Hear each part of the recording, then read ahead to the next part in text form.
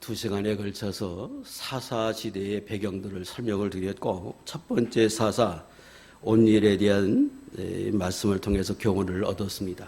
자, 오늘은 그 이후의 사건, 그리고 두 번째 사사 에웃에 관한 말씀을 통해서 또 하나님의 주신 은혜를 함께 나누도록 하겠습니다. 12절부터 14절까지 내용을 정리하면 이렇습니다. 사사 온니엘이 죽었는데 그때가 평안한 지 40년이 되던 때더라.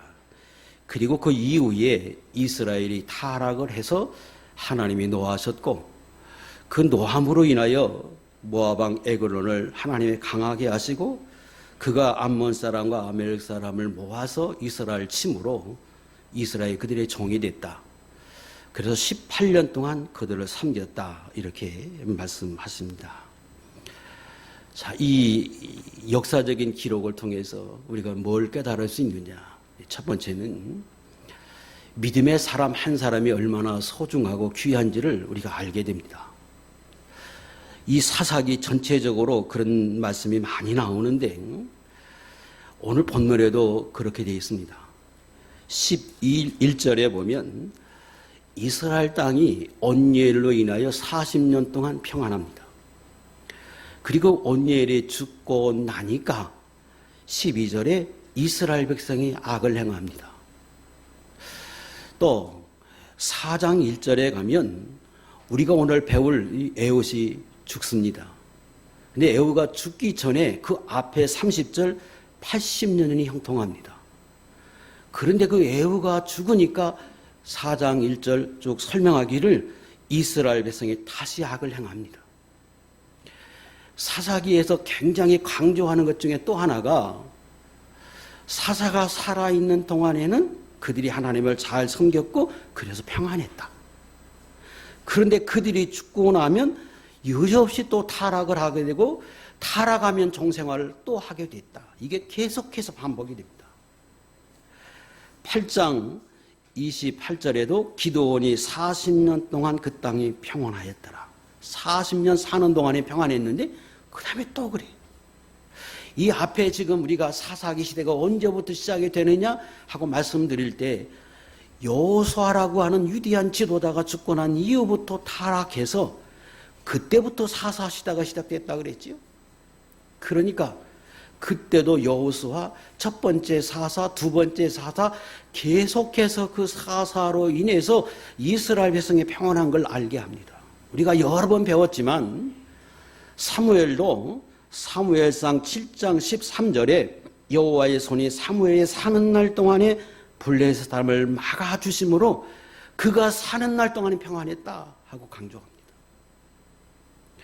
이것은 예수 믿는 성도, 특별히 하나님 앞에 붙들려서 믿음으로 사는 성도 한 사람이 얼마나 소중한지, 그 한 사람의 영향이 얼마나 지대한지를 알게 합니다. 여러분의 가정에서도 하나님 앞에 이 붙들려서 믿음으로 사시는 분 한 사람 한 사람이 가정을 살리고 자녀들을 살리고 평강하게 한다고 하는 사실을 우리는 잊으면 안 됩니다. 그래서 내가 믿음의 장자가 돼서 그 역할을 내가 해야 하는 거예요. 교회도 그래야 하고 여러분이 거하는 사회생활에서도 믿음의 사람 한 사람 한 사람 이렇게 소중함을 알아서 우리도 그렇게 살아야 합니다. 지난 시간에 배울 때 온니엘이라고 하는 사람은 샘물을 가진 사람이다. 그리고 신약시대 때 그것은 하나님이 우리에게 비유하실 때 생명수의 역사로 비유하셨다. 네 안에 생명수가 끊임없이 솟아나는 사람은 종이 되지 못하게 할 뿐이라 종된 사람도 구원해요. 세상에 종되지 않게 하여. 같은 거지요. 그래서 예수 믿는 사람은 어느 시대든지, 그러니까 믿음의 사람이 돼서 이 생명수가 끊이지 아니하도록 해야 합니다. 교회에 왔는데 예전에는 교회에 오면 평안하고, 그리고 말씀을 듣고 예배를 드리고 기도하고 나면 내 마음에 확신도 되고 기쁨도 차고, 그리고 또 새로운 결심도 나는데 어느 순간부터 그게 메말라 버렸다. 그래서 오히려 짜증이 나고 그것이 아무렇지도 않게 되고 오히려 그것이 나로 하여금 힘이지 못하게 한다. 돌아봐야지요. 생명수가 마른 사람입니다. 예배에 감동이 없는 사람, 이거 심각한 겁니다. 생명수의 역사가 소중하다. 우리 이걸 기억해야 합니다. 대하 34장 33절에 보면 요시야라고 하는 왕이 나옵니다. 그는 8세의 왕이 됐습니다. 8세의 왕이 됐는데 성경에서 그와 같이 하나님을 기쁘시게 한 자가 다시금 없다 할 만큼 위대한 왕으로 쓰임을 받습니다. 그가 31년 왕으로 됐는데 그때 하나님이 극찬을 여러 번 해요. 근데 그가 8살밖에 되지 않음에도 불구하고 어떻게 그렇게 위대한 사람이 됐느냐. 그것은 다윗의 신앙을 철저히 본받아서 그는 그렇게 살기로 결심하고 어렸을 때 그렇게 삽니다. 33절 시작. 이와 같이 요시야가 모든 땅에서 가증한 것들을 다 제거하여 버리고 하나님 여호와를 섬기게 하였으므로 요시야가 사는 날에 백성이 그들의 조상들의 하나님 여호와께 복종하고 떠나지 아니하였더라. 자, 많은 말씀이 있는데 왜 이 말씀을 골랐는가 하면 지금 우리가 배우고 있는 게 그러죠. 하나님이 너에게 복을 주시고 은혜를 주시고 가나안 땅에 들어가면 예수 믿는 백성이 되면 이방민족 제거해라. 신앙에 걸림이 될 만한 것 이거 다 제거해라. 이렇게 말씀하셨지요. 왜 그걸 남겨두면 올무가 된다. 이 요시야는 그걸 제거해요. 자기만 제거한 거 아니라 나라 전체에서 제거해요. 모두 제거했다. 이게 곧 이방민족을 제거한 거예요. 그러니까 나이가 어리지만은 죄가 될 만한 요소들 옳지 못하다고 여기는 거 다 제거하고 나니까 웬만해서는 죄를 안 지어요. 이게 하나의 비결이었어요. 그리고 그가 그들의 조상들의 하나님 여호와께 복종하고 조상들이 그렇게 하나님의 말씀대로 살아왔던 그 말씀에 철저히 복종하면서 살았어요. 오늘도 그러면 돼요. 내가 옳지 못하다. 이건 예수 믿고 난 뒤에 하나님의 말씀을 듣고 배우는 에 따라서 이건 옳지 못하다고 여기면 제거하고 그리고 내가 들었던 말씀들 내게 깨닫게 하는 말씀대로 내가 사는 거예요. 그러면 하나님이 어린아이인데도 불구하고 나라를 다스림에도 그 나라가 평안하게 하나님 만들어 주십니다. 역대하 26장에 가면 우리가 아는 우시야 왕이 나옵니다. 우시야 왕은 왕위에 오를 때 나이가 16세였습니다. 작은 나이. 그런데 그가 평안하게 살았는데 그게 왜 그랬느냐? 하나님의 말씀, 묵시를 잘하는 스가랴라고 하는 선지자의 말씀을 잘 따라서 그렇게 살았어요. 그게 그로 하여금 하나님 앞에 형통하게 하는 비결이었습니다. 근데 이 사람이 나중에는 이제 하나님 앞에 옳지 못하는 행위를 합니다. 잠시 다시 말씀드리겠지만 왜? 그가 하나님의 말씀에 따라서 듣고 배우는 대로 깨닫는 대로 살 때는 형통했어요. 오늘 저와 여러분이 하나님의 말씀대로 살라고 하나님은 교회라고 하는 걸 두시고 거기 하나님의 정도를 조응해서 우리에게 오늘도 하나님의 말씀으로 양육해 줍니다. 우리 그 말씀에 내가 듣는 대로 깨달아지는 대로 내게 하나님이 하시는 대로 사는 거예요. 이게 하나님 앞에서 형통케 하는 비결이요. 그리고 그렇게 사는 사람 한 사람이 얼마나 소중한지를 말해줘요. 내가 믿음의 사람으로 하나님을 섬기기로 작정하고 결심했으면 내가 바로 살아서 내가 가정을 지키고 나로 인하여 큰 영향을 미치는 사람이 되려고 결심하고 우리는 그렇게 살아야 합니다.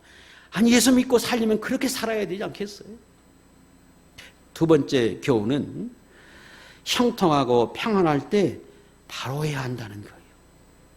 자, 이전에 온니엘이라고 한 사람이 사사가 돼서 40년 평안했어요. 말이 40년이지 40년이면 한 세대예요. 그가 살아있는 동안에는 이스라엘 백성이 평안했어요. 그런데 그가 죽자 타락을 해요. 왜 그랬을까요? 40년 동안 평안하니까 그때 태어난 사람들은 그 평안한 것이 그저 우연히 되어진 걸로 알고 그게 하나님의 주신 은혜를 잊어버렸어요. 내가 하나님을 섬기지 않아도 부모님 대대로 예수 믿는 가정으로서 태어났어요. 내가 그렇게 살아왔어요. 그래서 하나님의 은혜를 입어서 내가 은혜 가운데 살다 보니까 이것이 하나님의 은혜인지를 잊어버려요. 하나님이 나로 하여금 평안하게 하시니까 그걸 잊어버려요. 하나님의 절대 주권이 있음을 이거 잊어버려요. 그래서 하나님 섬김을 경이하게 했어요. 그러기 쉽잖아요. 평안하면 그게 자기로부터 온 줄 알아요. 내가 열심히 살아서, 내가 열심히 노력해서 이렇게 부자가 되고 평안하고 내가 이 가정을 이루고 자녀들도 내가 교육을 잘해서 이런 줄 알아요. 아니요. 그것만 가지고는 되지 않아요. 보이지 않는 능력의 하나님이 세상 주권자이신 하나님의 보호와 인도하심 속에 내가 살고 있다고 하는 걸 우리는 알아야 합니다. 이거 잊어버리니까 40년 지난 뒤에 하나님 서리하고 악을 행하고 그렇게 살았어요. 그래 누구든지 평안할 때는 조심해야 합니다. 네, 인간이 이게 삼가 조심하지 않으면 죄악 성품이 있어서 후퇴하기 쉬워요. 전진하기는 어려워요. 또 이때 조심할 것은 교만하지 말아야 합니다. 자기로부터 온 줄 알고 내 열심으로 산 줄 알기 쉽다는 겁니다. 이건 성경이 증명합니다. 역대하 26장 16절 그가 우시야가 강성하여짐에 그의 마음이 교만하여 악을 행하여. 아까 어땠어요? 16세의 왕이 돼서 그가 하나님을 잘 섬겼는데 그 강성해지니까 하나님 잊어버려. 그래 교만하고 이래서 나중에 말로가 좋지 않았어요. 역대하 12장 1절 르호보암의 나라가 견고하고 세력이 강하여짐에 그가 여호와의 율법을 버리니 온 이스라엘이 본받은지라. 자기만 문제되는 게 아니에요. 아까는 자기가 믿음 안에 사니까 하나님의 은혜를 입어서 다 가정이 평안하고 나라가 평안했는데 그가 바로하지 못하니까 그걸 본받아서 다 타락해버려요. 강성할 때, 평안할 때, 은혜 주실 때 하나님이 나를 이렇게 평안하게 은혜롭게 부하게 할 때 그럴 때 우리 예수 믿는 사람은 언제든지 조심해야 하고 그때도 방심하지 말자. 이게 교훈입니다. 자, 40년 평안하니까 어떻게 돼 있느냐? 하나님을 잊어버려. 아니 태어난 세대들이 그 하나님의 살아계심과 역사하심을 알지 못해요. 물론 배웠겠지요. 그런데 배움과 내가 생활 속에서 체득해서 얻은 것과는 다른 거예요. 물론 믿음의 사람이 복 있는 사람은 듣는 것만 하고 배우는 것만 해도 그걸 통해서 내 것으로 삼고 그것이 내 지식이 되고 내 인격이 돼서 내 삶으로 적용하면 복된 것인데 대부분의 사람은 그러지 못해요. 지식에 그쳐버리고 그것이 삶에 옮겨지지 않고 적용되지 못하는 것이 문제예요. 그래서 하나님은 어떻게 하셨느냐? 그래서 연단이라고 하는 걸 통해서 시험이라고 하는 걸 통해서 이스라엘 백성의 믿음의 사람이 되도록 훈련하셨습니다. 자, 한 장을 앞으로 해서 2장 7절을 눈으로 좀 보겠습니다. 2장 7절 백성이 여호수아가 사는 날 동안과 여호수아가 뒤에 생존한 장로들 곧 여호와께서 이스라엘을 위하여 행하신 모든 큰 일을 본 자들이 사는 날 동안에 여호와를 섬겼더라. 이러는 거예요. 오늘날에도 하나님을 배우고 깨닫고 또 내가 여러 가지 모양으로 체험하고 경험하고 그래서 내가 그 하나님이 창조주이시구나. 하나님이 참신이구나. 깨달아서 그렇게 살면 평안한 거예요. 그리고 하나님을 섬겨요. 그런데 10절, 11절 그 세대가 지난 이후부터는 다른 세대는 하나님을 알지 못했어요. 11절 하나님이 이스라엘에게 행하신 그 전능하신 능력 하나님이 그들에게 베풀어 주신 은혜를 경험하지 못했어요. 듣기는 했겠지요. 11절 그러니까 이스라엘이 하나님을 다시금 떠나서 바알을 섬기고 우상을 섬기고 하나님을 기쁘시게 하지 못했습니다. 그러므로 하나님이 3장 1절 여호와께서 모든 전쟁을 알지 못한 이스라엘을 시험하셨습니다. 뭘로? 그들이 남겨둔 이방 민족으로 2절 깨닫게 해서 4절 그들로 하여금 하나님의 명령을 지키는지 아니 지키는지, 그래서 그 하나님이 어떤 분인지를 그들 생활 속에서 경험하고 체험하게 하셨어요. 목적은 하나님을 바로 알라고, 깨달아서 체험해서 하나님을 깨달아 평생에 하나님을 바로 섬기게 하기 위해서 그렇게 하셨습니다. 오늘 여기 계신 분들도 많은 경험을 했고 체험을 했습니다. 아니, 부모님에게 들어왔고 또 여러분들이 많은 성경을 통해서 배워왔습니다. 묻겠습니다. 여러분은 하나님이 시험하고 연단하지 않아도 그 하나님이 전능하신 분이요 여러분의 주님이시요 그리고 이 세상에 참신인 줄 알아서 나는 평생토록 하나님을 섬길 수 있는 사람입니까? 아니면 여러분은 지금까지 평안 살아와서 그것이 하나님의 은혜인지 모르고 세상의 참신이 하나님인지 몰라서 여러분의 사는 날 동안 하나님이 시험하고 연단해서 그 하나님을 알게 해야 하는 사람입니까? 저는 여러분들이 경험하지 않고 배워도 성경을 통해서 배우고 지금까지 성도들을 통해서 배우고 부모를 통해서 배운 사람들은 하나님 그 말씀을 정말로 믿고 내 인격화돼서 그것이 내 생활 속에 적용해서 삶을 그렇게 살아들여서 평생에 하나님이 여러분의 삶 속에 그 올무를 통해서 시험하지 않고 시련과 환난과 그 역경을 통해서 여러분을 연단하지 않아도 평생에 평안하게 은혜롭게 사는 하나님의 종들이 될 수 있기를 축복합니다. 그러지 않으면 하나님 시험하세요. 그러지 않으면 여러분 속에서 하나님 연단하세요. 근데 그게 아픔이에요. 성경을 통해서 배우면 체험을 통해서 조금이라도 알게 하시거든. 인격화되어져서 그래. 그리고 하나님을 잘 섬기는 사람, 이게 복 있는 사람이요. 복 있는 사람은 그렇게 하십니다.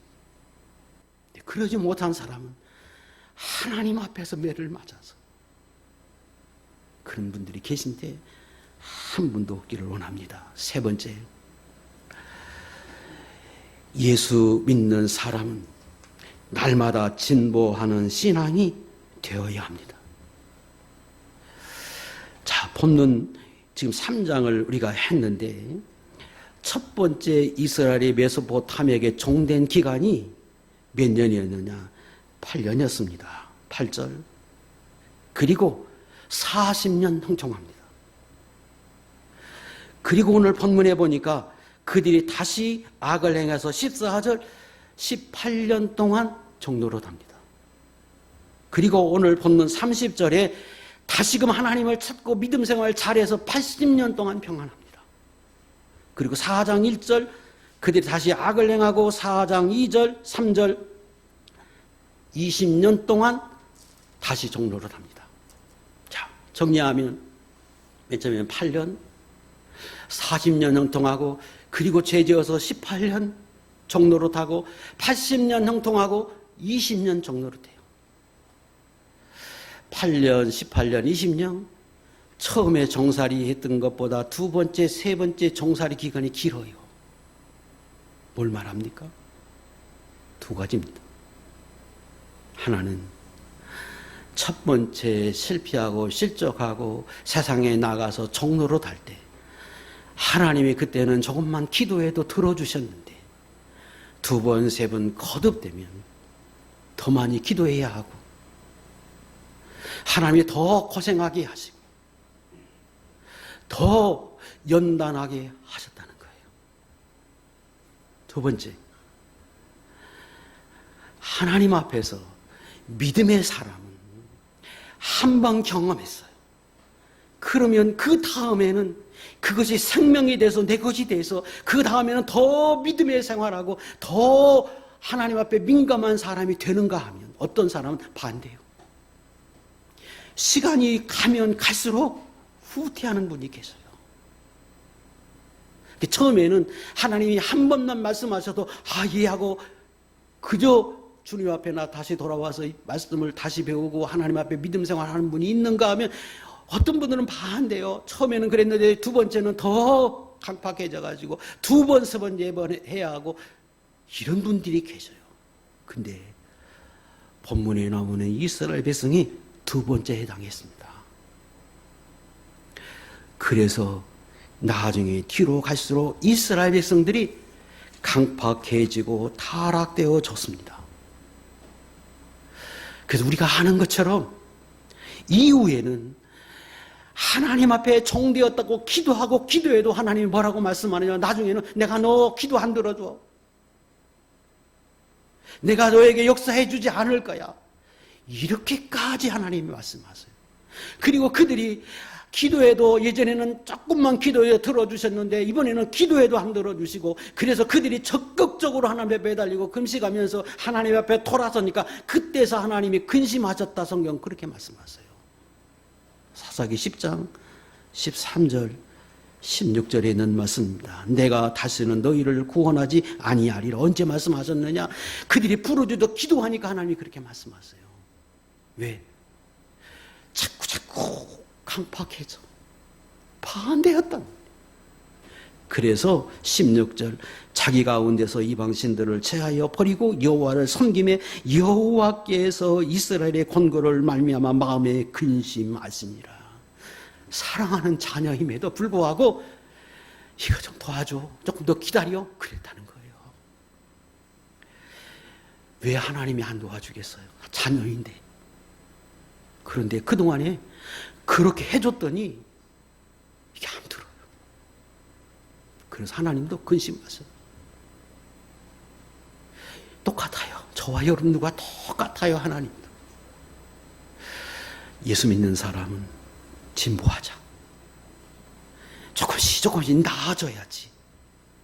후퇴하면 하나님이 기뻐하지 않습니다. 후퇴하면 손해요. 복 있는 사람, 믿음의 사람, 은혜의 사람은 연단하고 훈련하고 시험하지 않아도 온유하게 하나님을 섬기고, 그리고 한 번 실패해서 넘어지고 깨달으면 그 다음에는 더 민감해서 더 하나님 앞에 가까이 가서 섬기는 사람, 이게 복 있는 사람입니다. 이게 하나님이 원하는 사람이요, 하나님이 그런 사람들에게 복이 있다고 설명하십니다. 저는 여러분들이, 여기 계신 모든 분들, 하나님 앞에 그런 믿음의 사람으로 설 수 있는 귀한 종들이 될 수 있기를 주의 이름으로 축복합니다. 15절부터 30절 내용을 간략하게 정리하면 이렇습니다. 그들이 암몬의 종이 돼서 18년을 섬깁니다. 하나님 앞에 열심히 기도했더니 하나님의 에옷이라고 하는 사설을 세워줍니다. 그런데 그가 어떤 사람이었느냐? 그는 암몬에다가 곡물을 갖다 바치는, 조공을 갖다 바치는 책임자였습니다. 그가 조공을 바치러 갈 때에 몸에 칼을 지니고 갑니다. 그리고 조공을 바치고 같이 갔던 사람들 물리고 왕을 독대합니다. 그리고 그 자리에서 칼로 왕을 찌르고, 그리고 문을 닫고 걸어 나와서 그가 이스라엘 백성의 땅에 올 때까지 하나님이 암몬이 알지 못하게 해서, 모압이 알지 못하게 해서 결국은 이 이스라엘 땅에 군사로 와 있던 그 군사 10,000명을 죽이고, 그리고 모압의 항복을 받아서 마침내 종살이에서 벗어났다. 이것이 15절부터 30절까지의 요점을 정리하면 그렇습니다. 그 내용, 그 사건 속에서 우리가 의아하게 생각하는 것들이 몇 가지 있습니다. 그리고 성경에서 강조하는 점이 하나 있어요. 뭐냐면 바로 그 사사로 세운 에웃이라고 하는 사람은 왼손잡이였다는 거예요. 왼손잡이 에웃이라 15절. 자, 묻겠습니다. 왼손잡이가 뭐 특별한 겁니까? 조공으로 바치러 가는 사람이 신분이 어떻고 어떤 사람이고 지위가 어떻고 이건 좀 중요할지 모르겠는데 그 사람이 왼손잡이다 오른손잡이다 그게 무슨 의미가 있어요? 성경은 그걸 강조해서 기록했다는 거예요. 왜 그랬느냐? 여기 왼손잡이라고 할 때에 그 왼손은 번역상 그렇게 돼 있는 거고 원어적으로는 오른손이 묶여 있다, 오른손을 쓸지 모른다 원어적인 그런 의미입니다. 그래서 그걸 번역할 때 왼손잡이라고 번역했는데 정확하게 번역하면 장애자예요. 오른손을 쓸지 모르는 장애져 있다 그런 뜻이에요. 그래서 칼을 찰 때 몸에 지닐 때에도 그가 왼손잡이기 때문에 오른쪽 허벅다리에다 칼을 찼다 이걸 강조하잖아요. 그러면 왜 왼손밖에 쓸지 모르는 장애의 사람을 모압에 보냈을까? 두 가지 의미가 있다고 생각합니다. 하나는 모압을 모욕하기 위한 것도 있었으리라고 생각해 보세요. 우리나라에 조공으로 바치러 오는 사람이 장애자예요. 한쪽을 쓸 줄 모르는 사람인데 그 사람이 조공을 바치러 와요. 상대를 경멸하는 거지. 두 번째 의미는 왕의 경계를 좀 덜하기 위해서. 그래서 의도적으로 오른쪽을 쓸지 모르는 장애의 사람, 이 사람을 거기 보냈을 것이다. 그렇게 생각이 됩니다. 그래서 본문에 보면 왕을 독대할 때에 몸을 수색하지 않아요. 신기한 일이잖아요. 왕을 독대하는데 칼을 차고 갔다. 이게 오늘 우리로 생각하면 이거는 참 이해하기 어려워요. 여러분 대통령 만나려고 하면 몇 시간 전부터 교육을 받고 말은 어떻게 하고 언제 와서 악수는 어떻게 다 교육받습니다. 그런데 왕을 독대하는 사람이 칼을 차고 갔어요. 그리고 왕을 독대할 때에 아무도 없이 다락방에 올라가서 1대1로 면접을 해요.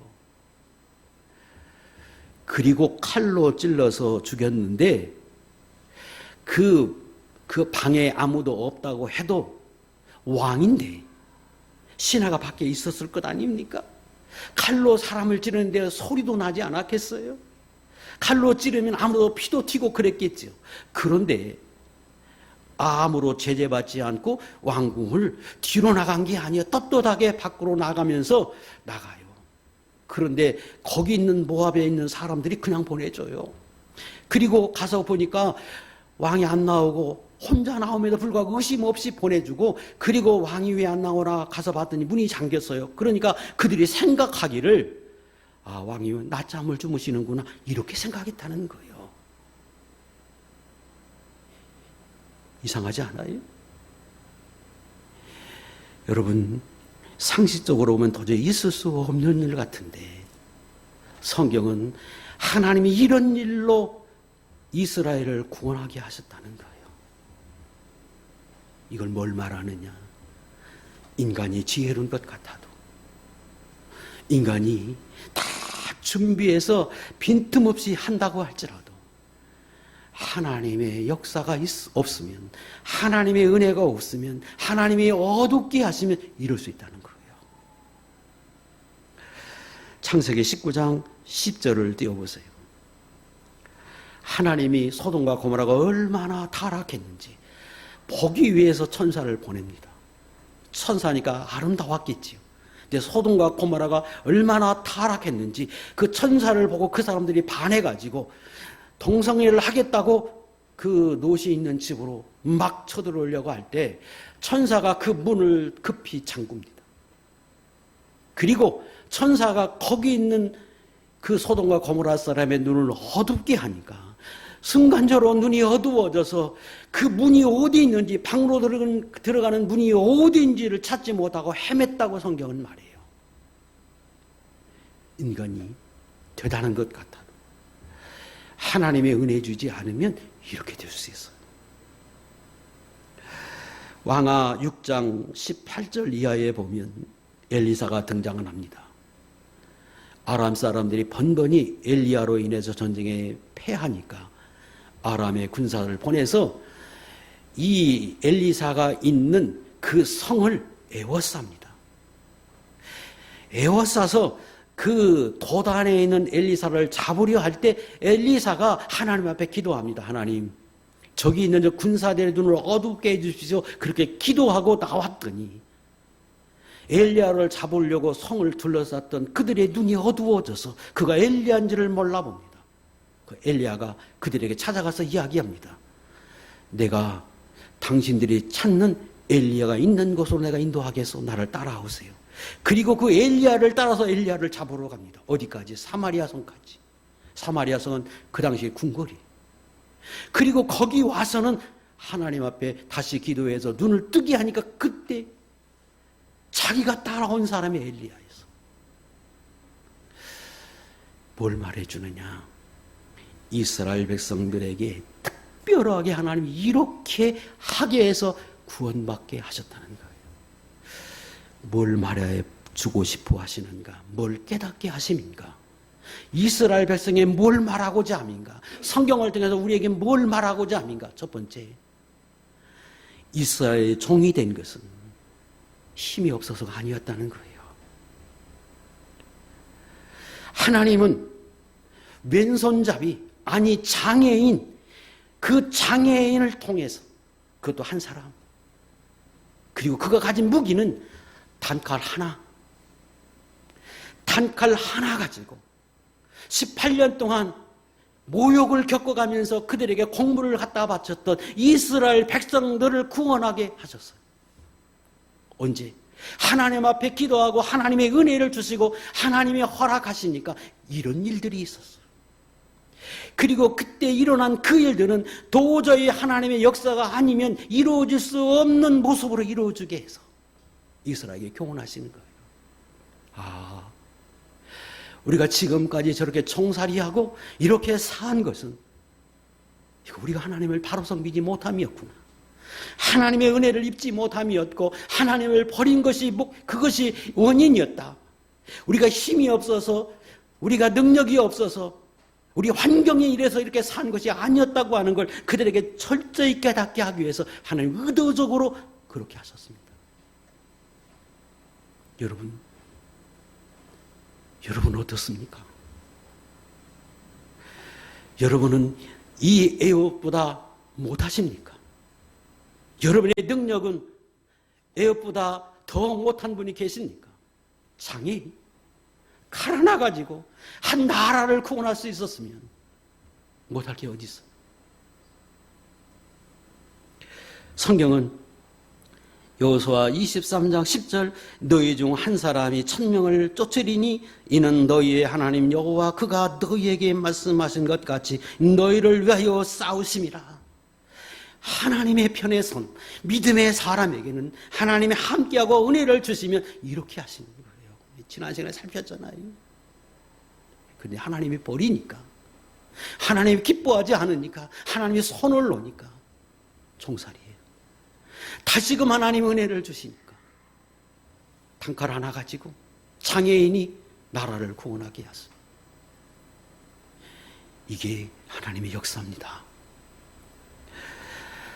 여러분 살아가면서 여러분도 그런 경험을 했으리라고 믿는데 도대체 하나님의 은혜가 아니면 할 수 없는 일들이 내 생활 속에서 일어났어요. 내가 부인할래야 부인할 수 없는 일들을 하나님이 내게 허락해 주셨다. 도저히 다른 것으로는 해석할 수 없고 하나님이 내게 은혜를 주셨다고 고백할 수밖에 없는 일들을 여러분에게 행하셨다고 하면 목적이 있는 줄 아세요? 그거 보고 깨달으라는 거예요. 아, 하나님의 은혜를 주시면 이렇구나. 내가 몸부림치고 내가 열심히 한다고 그것만 가지고 되는 게 아니구나. 이 세상에 하나님의 손에 의해서 되어진다고 하는 걸 깨달으라는 거예요. 그리고 평생에 그걸 통해서 하나님을 바로 섬기라고 하는 것이 하나님 목적이에요. 에레미야 17장 13절 이스라엘의 소망이신 여호와여 무릇 주를 버리는 자는 다 수치를 당할 것이라 무릇 여호와를 떠나는 자는 흙의 기록이 되오리니 이는 생수의 근원이신 여호와를 버림이니라. 우리가 여러 번 찾았습니다. 여러분들은 생수의 근원이 되시고 나의 생명이 되신 그 하나님 의지하면서 어떤 환경과 여건이라도 변함없이 하나님을 사랑하시고 그 하나님을 의지하면서 그 말씀하에 살아가서 세상의 종이 아니라 세상을 다스리는 왕 같은 권세를 가지고 믿음으로 살아가는 하나님의 귀한 백성이 될 수 있기를 주의 이름으로 축복합니다. 또 깨닫는 것은 종된 생활에서 벗어나려면 어떤 사람이 되어야 하는지를 알게 합니다. 자, 본문에서 하나님이 이스라엘을 구원할 때 이 장애인 에우라고 하는 사람을 통해서 구원하십니다. 그런데 그가 오늘 본문에 어떤 사람이라고 소개하느냐 하면 조공을 바친 사람이에요. 에우를 소개할 때 많은 것 소개하지 않아요. 그가 왼손잡이였다 15절. 그리고 그가 공물을 바치는 책임자였다 15절. 그거 외에 다른 건 소개하지 않아요. 그게 중요하다는 거예요. 뭘 말하고자 하느냐 생각해 보세요. 열심히 농사해서 창고에다 쌓아놨는데 추수가 끝나고 나면 항상 해마다 그걸 다 실어다가 모압에다 갖다 바쳐야 돼요. 그리고 그 일을 책임지고 해야 하는 사람이 에우세요. 그러면 여러분 같으면 기쁩니까? 그 일을 할 때 행복합니까? 만약에 여러분이 그 일을 한다고 치면 이거는 억장이 무너지는 일이요. 통곡할 일이요. 애통할 일이요. 그런데 그가 누구냐? 하나님의 백성이에요. 하나님의 백성이 돼서 농사지어서 그걸 모아다가 이방 나라에 갖다 바쳐야 하는 그 신세, 그 책임자로 가는 에훗은 어땠습니까? 정말 통곡을 했을 거예요. 얼마나 많이 하나님 앞에 울부짖었겠어요. 하나님, 어찌하다가 우리가 이렇게 됐습니까? 하나님 언제까지 우리를 돌아보지 않겠습니까? 나는 하나님의 자녀요 이스라엘 백성으로 선민인데 내가 이 세상에서 이렇게 살아야 합니까? 하나님 뭐가 문제입니까? 하나님 우리를 구원해 주십시오. 그러지 않았겠어요? 하나님 그런 사람을 통했다는 거예요. 하나님은 그런 사람을 통해서 이스라엘을 구원했다는 거예요. 뭘 말해요? 내가 이 땅에 사는 동안에 하나님 앞에서 원한을 품고 내가 하나님의 자녀인데 내가 왜 이렇게 삽니까? 하나님 나도 이렇게 살고 있었습니다. 나도 이런 사람이 되고 있었습니다. 원한을 가지고 하나님 앞에 그 소원을 가지고 기도하는 사람, 몸부림치는 사람, 그것 때문에 하나님 앞에 울부짖는 사람들을 하나님이 쓰신다는 거예요. 하나님 그런 사람을 통해서 구원하셨다는 거예요.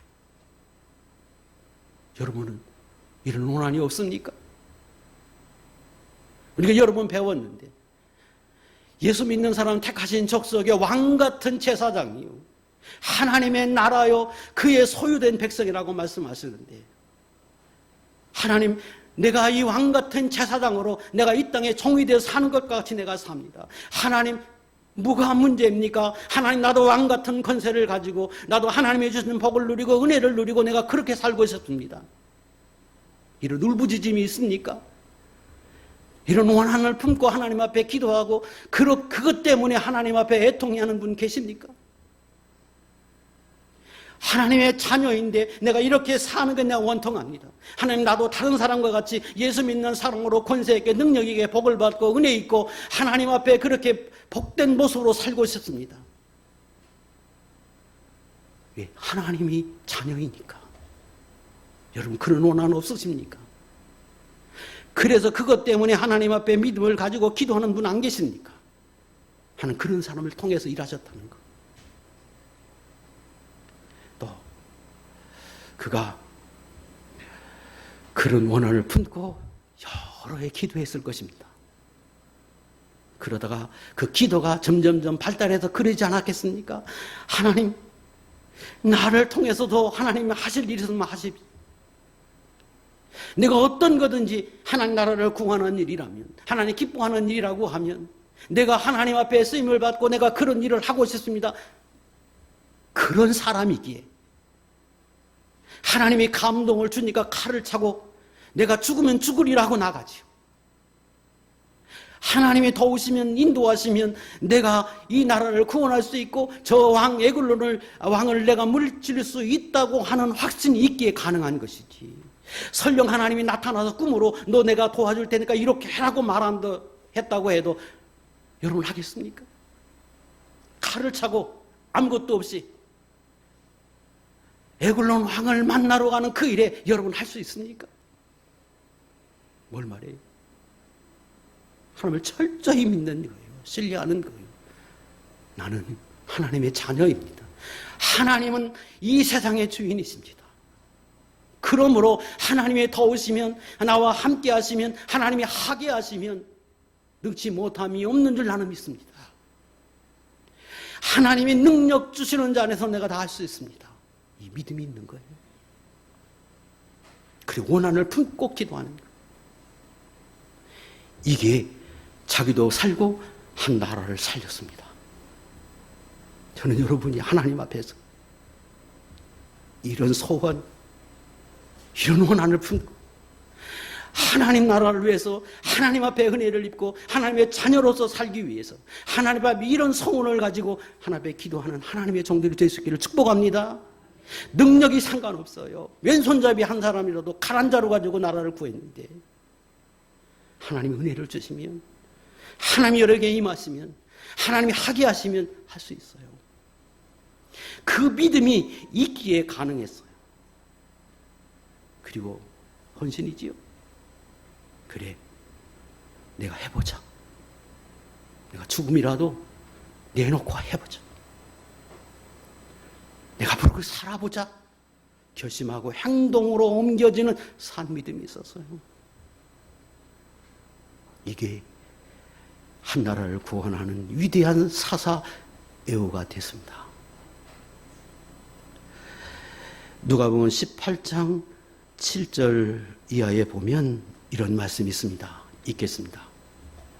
시작. 하물며 하나님께서 그 밤낮 부르짖는 택하신 자들의 원한을 풀어주지 아니하시겠느냐? 그들에게 오래 참으시겠느냐? 내가 너희에게 이르노니 속히 그 원한을 풀어주시리라. 그러나 인자가 올 때 세상에서 믿음을 보겠느냐 하시니라. 불의한 재판관이 있다. 그런데 그 재판관에게 너무 억울한 일이 있어서 과부가 날마다 가서 재판장에게 부르짖자. 그럴 때 그 불의한 재판관이지만 속으로 생각할 때 내가 이 과부의 소원을 들어주지 않으면 매일 와서 나에게 이렇게 귀찮게 할 거니까 내가 들어주자 하고 아주 불의한 사람이지만 그 재판장이 그렇게 결심했다.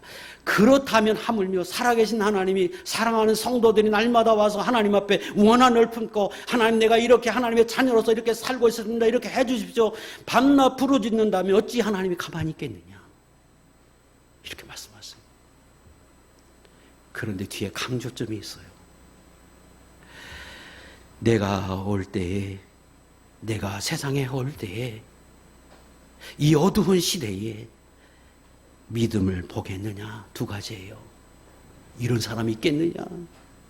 하나님을 정말로 믿어서 그분이 창조주이고 전능자이시고 주권자이심을 알아서 원한을 품고 그 하나님 앞에 그렇게 부르짖는 사람이 얼마나 있겠느냐 하는 거예요. 믿어야 하지요. 확신이 있어야 할 수 있지요. 두 번째는 믿음은 있는데 철저히 자기만 위해서 자기 살겠다고 하나님을 위하고 하나님의 나라를 위한 게 아니고 자기를 위해서 구하는 사람들 많이 있을 수 있죠.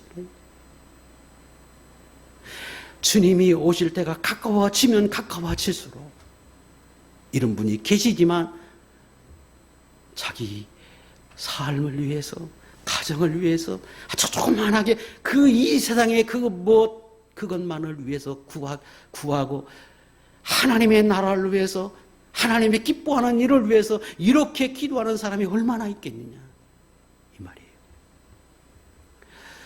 하나님 앞에 종이 된 원인을 우리가 그리고 종이 된 것은 내 능력이 없어서가 아니라 하나님을 바로 섬기지 못함이 있음을 우리가 알고, 그리고 하나님의 자녀로서 이 땅에서 하나님의 자녀의 권세를 누리며 살겠다고 원한을 품고 하나님 앞에 기도하고 결단하고 하나님 앞에 가까이 나가는 하나님의 백성들 될 수 있기를 주의 이름으로 축복합니다. 세 번째는 80년의 태평 성대의 비결이 어디 있는지를 다시금 깨닫게 합니다.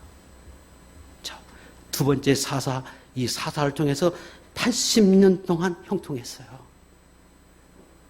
80년이 쉽습니까? 자, 성경을 보세요. 30절 80년 동안 평온했어요. 31절 에훗 후에는 아낙의 아들 삼갈이 있어 소모는 막대기로 블레셋 사람 600명을 죽였고 그도 이스라엘을 구원하였더라. 그리고 4장 1절 에훗이 죽으니 그랬습니다. 그 말은 삼갈이라고 하는 사람이 에후가 죽고 난 이후에 나타난 사람입니까? 아니면 에후가 죽기 전에 나타난 사람으로 보입니까? 그러지요. 전 사람으로 보이지요. 그러니까 에후가 살아있는 80년 동안 형통했다. 그런데 그때에 누구도 있었다? 삼갈이라는 사람도 있었다고 하는 걸 설명하는 거예요. 그런데 이 삼갈도 특별하지? 그가 농부였다. 그 본문을 통해서 알 수 있는 것, 소모는 막대기로 600명 죽였다. 자, 뭘 말합니까? 이것도 똑같은 거예요. 군사가 아니에요. 용사가 아니에요. 소모는 사람, 농사 짓는 사람, 소 키우는 사람. 그런데 설명은 했지만 여호와가 똑같은 걸 아닙니까? 비록 신부는 그러지만 하나님 앞에 거룩한 소원을 가지고 원한을 품고 소원을 가지고 기도하면서 믿음의 사람으로 나간 사람이라 우리는 그렇게 이해할 수 있습니다. 그랬더니 하나님이 그에게 역사하고 그에게 힘을 주어서 600명을 죽여요. 막대기 하나로. 다시금 깨닫게 하는 거지요. 80년 동안 형통한 비결이 어디에 있느냐? 아까도 40년 동안 운니엘이 있을 동안에 형통했어요. 그런데 그 세대가 40년 지나고 나니까 하나님 섬기는 게 소홀해지고 하나님의 은혜를 잊어버리기 쉬워요. 그런데 80년이 얼마나 더 하겠어요. 근데 그 중간에 이런 사건이 또 있었다는 거예요. 하나님이 또 한 번 그 기적을 보여요. 하나님이 소문은 막대기로 600명을 죽이는 역사를 이루게 해서 하나님의 은혜다. 하나님이 사랑해서 우리에게 이렇게 역사하셨구나. 하나님이 함께 하시면 나도 할 수 있구나. 하나님이 역사하면 600명도 이길 수 있구나. 이걸 그들이 잊어버릴 만할 때 또다시 경험하게 했다는 거예요. 그것이 80년 동안 형통하게 한 비결이 됐습니다. 다시 묻겠습니다. 여러분의 인생은 안 그렇습니까? 하나님이 여러분의 인생 속에 그런 역사를 안 일으켜 주셨습니까? 나는 한 것은 일인데 하나님의 베푼 것은 다섯으로 베풀어 주었으면 그거 잊지 말라는 거예요. 평생에 잊지 말고 하나님 나를 사랑하시고 주권자가 하나님인 줄 알고 그 하나님 말씀 안에서 그 하나님을 잘 섬기는 사람으로 살라는 거예요. 그러면 하나님의 목적은 징계가 목적이 아니라 하나님의 목적은 평안이요 복을 주시기 원한 것은 8년 동안 종살이 하고 그들이 돌이키니까 40년 평안하게 하시고 18년 동안 그들이 종살이 하게 하고 깨달아서 하나님 앞에 믿음으로 사니까 80년 동안 형통하게 하신 이 하나님의 섭리, 은혜, 이걸 잊지 말라는 거예요. 출애굽기 20장에 하나님이 하나님을 잘 섬기라고 말씀하시고 1계명, 2계명을 말씀하시고 하나님 말씀하지요. 하나님 질투하는 하나님인즉 하나님을 떠나 다른 신을 섬기면 하나님이 기뻐하지 않아서 3, 4대까지 진노하신다. 벌을 내리시지만 내가 믿음의 사람이 돼서 하나님을 잘 섬기면 1000대까지 복을 주신다. 목적이 복 있는 데 있어요. 복 주시기 위함입니다.